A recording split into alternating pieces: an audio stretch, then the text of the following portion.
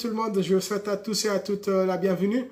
Donc aujourd'hui, je voudrais commenter le sommet qu'il y a eu hier à Montpellier que Macron avait organisé. Et je vais être bref, et je vais être direct. Parce que dans ce sommet-là, Macron a invité 1000 Africains venus de 200 pays, de beaucoup de pays, mais ils étaient 1000. Et qu'est-ce qu'il en est sorti de ce sommet? Une promesse de 30 millions d'euros sur 3 ans, c'est-à-dire à peu près 10 millions d'euros par an pour soutenir la société civile. 10 millions d'euros par an pour soutenir la société civile africaine et avec 1000 invités. Faites le calcul, ça revient à combien? Ça revient à 10 000 euros par tête d'invité par an. C'est-à-dire, en fait, on a l'impression que Macron a invité à Montpellier les militants qui allaient faire la promotion de sa campagne pour 2022 et que il leur a garanti de quoi le soutenir sur une année. Donc c'est une possible utilisation de cette somme, mais elle est dérisoire en fin de compte. C'est ce que je veux dire, elle est dérisoire si jamais elle est consommée directement par ses participants sur une année. Si jamais ces participants et d'autres participants de la société société civile africaine consomment directement les 10 millions par an qui vont être investis, sachant que déjà il y avait 1000 Africains qui étaient à Montpellier.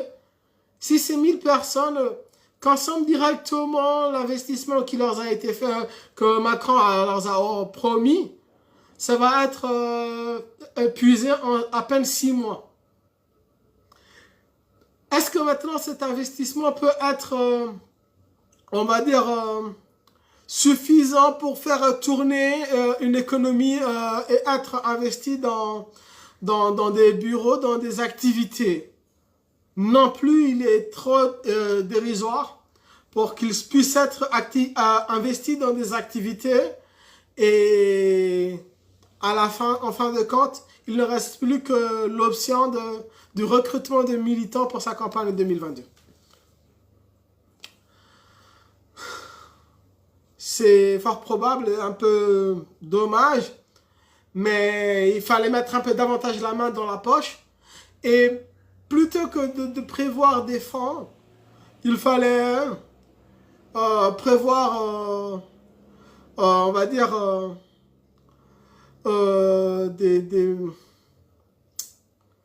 des entreprises françaises et des groupes français auraient dû s'impliquer dans ce genre de sommet. Ils n'ont pas pris la parole. Et jusqu'à présent, les informations dont je dispose depuis France 24 et d'autres journalistes ne me permettent pas de dire qu'un tel groupe financier ou un tel groupe d'entreprises va se porter, on va dire, partenaire avec les sociétés civiles africaines. Par exemple, de grands groupes médiatiques. Vous prenez un groupe médiatique du genre qui fait dans la presse, vous prenez n'importe qui comme les éditions Le Monde. Eh bien, si jamais il réussissait à s'impliquer davantage dans le journalisme en Afrique avec des fonds propres, eh bien, même pour de telles activités, les 30 millions que Macron propose ne suffiront pas. Qu'est-ce qu'il reste donc? Il reste rien, cet argent est vraiment dérisoire. Et parce que un journaliste, il faudra qu'il travaille avec du matériel et donc ce sera surtout une charge salariale par exemple qu'il faudra investir sur des activités de la société civile africaine dans le journalisme. Donc ce ne sera pas possible qu'il fasse du journalisme durant 3 ans parce que cet argent est dérisoire. Qu'est-ce qu'il reste? D'autres groupes qu'il parlait d'entreprises du numérique. Oui, mais les entreprises du numérique, pareil aussi, c'est des entreprises de R&D, donc qui font beaucoup de R&D sur au minimum 2 années pour préparer leurs futurs produits. Et donc, durant les 2 années de préparation, de recherche et de développement d'une start-up, ça coûte énormément. Ça coûte, mais vraiment très très cher, que ce soit partout dans le monde. Les ingénieurs africains, peut-être, ils coûteront moins cher que les ingénieurs français, mais leur masse salariale est énorme aussi. Finalement, qu'est-ce qu'il reste encore une dernière fois? La seule option qui reste, c'est que Macron était en train d'inviter ses futurs militants pour sa campagne de 2022. C'est ma supposition vis-à-vis de la masse salariale, de l'investissement que Macron propose, 30 millions sur 3 ans. C'est tellement dérisoire. Vis-à-vis de 1000 invités, ils sont tellement nombreux. Qu'est-ce qu'il peut faire avec 1000 invités et 10 millions d'euros par an? Pas grand-chose. Donc voilà le message que je voulais passer dans cette vidéo. Après aussi, un peu caricaturer certaines sorties de Macron, comme le speech sur la dette africaine. On peut le caricaturer. On peut le caricaturer dans le sens où un banquier qui parle de dette sans signer un titre de créance, il s'est déjà sauvé avec l'argent. Et donc, un banquier, il sait le sens d'une dette. Et qui dit dette, lui demande de signer un titre de créance. Et si c'est 10 millions d'euros par an qu'il propose comme dette vis-à-vis de l'Afrique, c'est dérisoire. Finalement, son speech ressemblait davantage, encore une fois, à un speech de campagne. Vous prenez par exemple les talents de danse. Chaque talent de danse, chaque performeur, à un moment ou à un autre, il faut qu'il fasse quelques classiques de danse, comme le moonwalk de Michael Jackson. Je répète, les performeurs de danse et de talentueux, il faut à un moment ou à un autre qu'ils fassent du moonwalk pour dire que c'est des bons danseurs, qu'ils fassent comme Michael Jackson. Eh bien, le discours de dette envers l'Afrique, c'est le moonwalk de la gauche française. À chaque candidat français qui essaie d'attirer l'électorat africain, il fait le moonwalk de la gauche, qui est de parler de la dette française envers l'Afrique. Donc la dette française envers l'Afrique, c'est le moonwalk de la gauche française pour d'un candidat présidentiel. Pas plus que ça. Donc, pour le cas de Djibouti, ça va être encore pareil. Donc, le speech la critique que je viens de porter sur le sommet de Montpellier, il concerne aussi la Djibouti. Et plus particulièrement pour Djibouti, qu'est-ce que je peux ajouter quand il parle d'inviter la société civile, de ne pas inviter les chefs d'État? Mais à Djibouti, le chef d'État, il gagne les présidentielles à 99%. Il gagne une élection présidentielle à 99%. C'est-à-dire que dans n'importe quel dossier de candidature, 99% de victoire sera pour le chef d'État. Donc, si l'ambassade française, je ne sais pas quel organisateur on va dire, du sommet de Montpellier appelait à des candidatures de la société civile djiboutienne, à 99%, cette société civile djiboutienne qui va gagner cette candidature pour participer au sommet de Montpellier, ce seront des UMPistes d'Ismaël Omar Guelleh. La preuve de la réunion faite par Alexis Mohamed au prétexte d'envoyer le panel des lauréats djiboutiens pour partir à Montpellier. Donc, troisième critique, après la première critique pour dire que l'investissement que Macron propose n'était pas était dérisoire pour le nombre d'invités.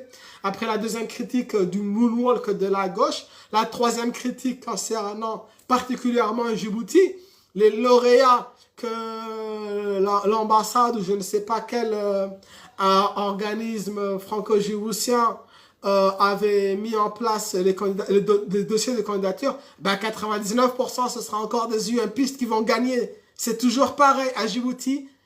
Ismaël Omar Guelleh et l'UMP, ils gagnent toujours à 99%. Donc, si c'est encore le cas pour les autres invités africains, au Tchad, c'est le chef d'État au Tchad, c'est un militaire qui a pris par la force un coup d'État. Donc, les invités maliens, tchadiens à Montpellier, ce seront aussi des candidats coup d'État, à l'image du pays et de la société civile dont ils sortent. Donc, quelle est donc cette image de société civile en Afrique et particulièrement à Djibouti? Ça va être le sujet principal de cette vidéo.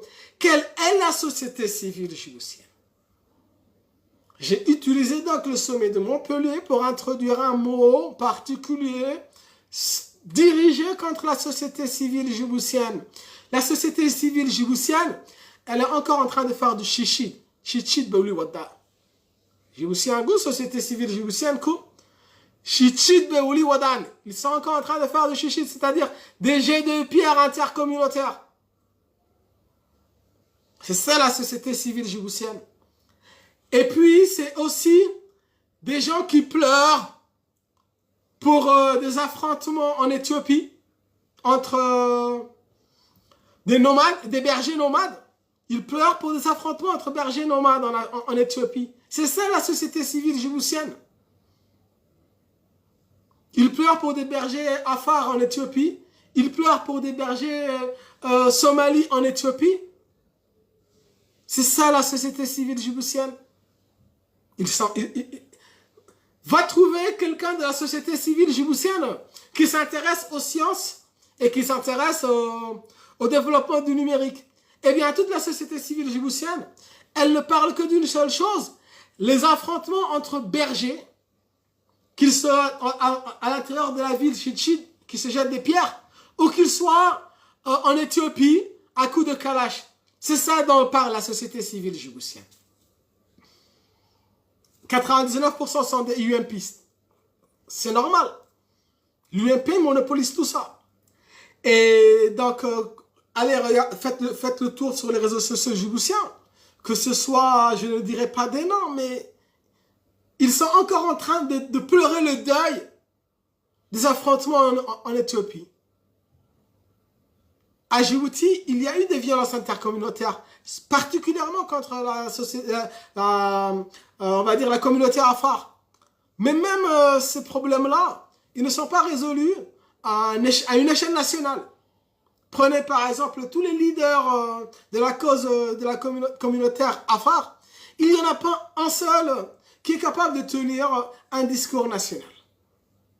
Il n'y en a pas un seul qui est capable de dire je représente les intérêts, je me battrai pour les intérêts de la communauté djiboutienne. Et parmi cette communauté djiboutienne, il y a eu des victimes, particulièrement dans la communauté afar. Il n'y en a pas un seul qui tient ce discours. Pas un seul. Donc c'est ça la société civile djiboutienne.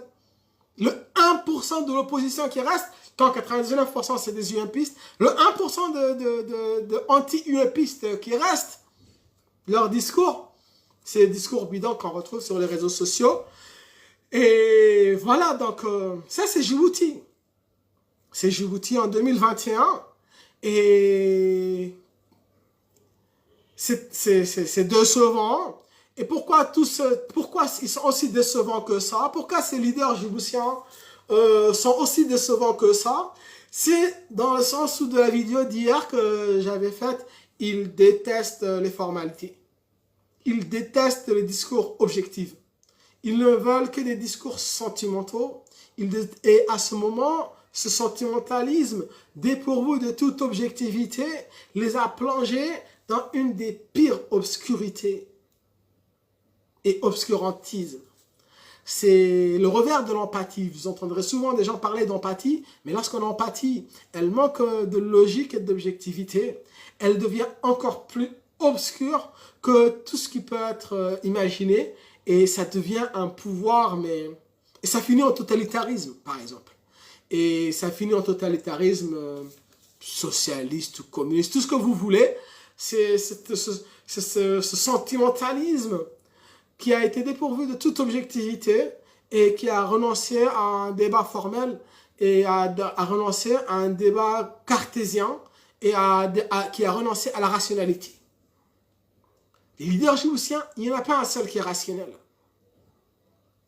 En fait, j'ai l'impression que depuis les 5 années que je suis sur les réseaux sociaux, en multipliant ça par 2 ou par 3, c'est que durant plus d'une décennie, les leaders djiboutiens ont rivalisé en discours émotif, en discours sensationnel, en discours de victimisation, mais dans un registre on va dire, dans un registre pathétique. Et ce pathétisme djiboutien est extrêmement grave. Et finalement, donc, si cette société civile djiboutienne est aussi pathétique que ça, et ben voilà, donc on comprend que le moonwalk de la gauche française a conduit à l'apparition d'un tel désastre. C'est donc le moonwalk de François Hollande ou le moonwalk de Mitterrand avant lui, et encore aujourd'hui le moonwalk de Macron, qui favorise ces discours totalement obscurs et totalement, on va dire, pathétiques, concernant aussi bien les problématiques des Djiboutiens que les autres problématiques de l'Afrique. Si on réécoute le discours des jeunes Africains d'hier qui étaient en train de prétendument confronter Macron, c'est resté encore dans le registre du pathétique.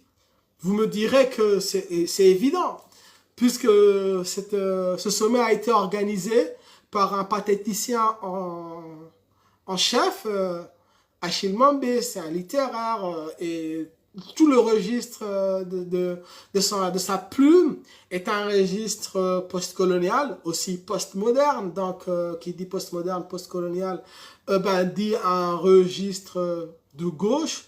Et de quelle gauche? C'est la gauche, on va dire, pathétique. Et puis voilà, donc... c'est décevant et tout Djibouti est en train de nager dans ce pathétisme et ils auraient bien voulu que je les rejoigne dans cette pleurniche pathétique, mais non, je ne vais pas faire ça et je vais continuer à rester calme, froid, et je préfère encore la colère à l'expression pathétique. Et même pour cette colère, c'est encore...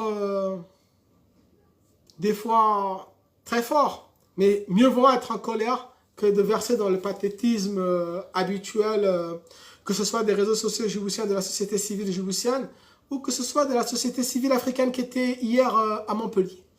Donc voilà, ce sera tout pour cette vidéo où j'ai à peu près tout dit, que ce soit de la critique des fonds investis par Macron, qui sont dérisoires, compte tenu du nombre d'invités qui étaient là, compte tenu